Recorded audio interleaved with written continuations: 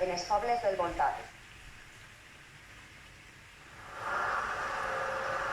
Els tractors tornen a recórrer els carrers de Quatretonda.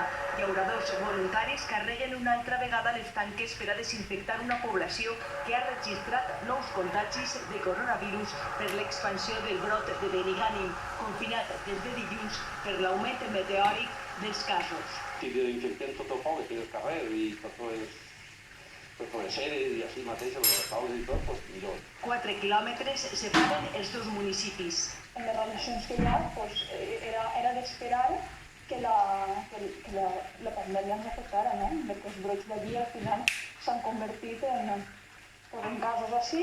Fins i tot comparteixen institut. Rafael, veí de Quatretonda i professor a Benigànim, reconeix les dificultats per a tornar a classe. Nosaltres sí que preparem ja tot el material per a que els alumnes i l'alumnat puguen treballar en principi, en cas que no s'acabi el confinament, que pugui treballar des de casa.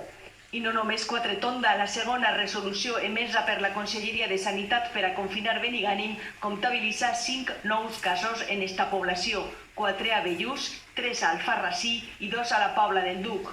Altres localitats limítrofs també han registrat casos en els últims 14 dies, com ara Castelló de Rugat amb 3, el Genovès amb 2 i Barxeta i Llutxent amb 1.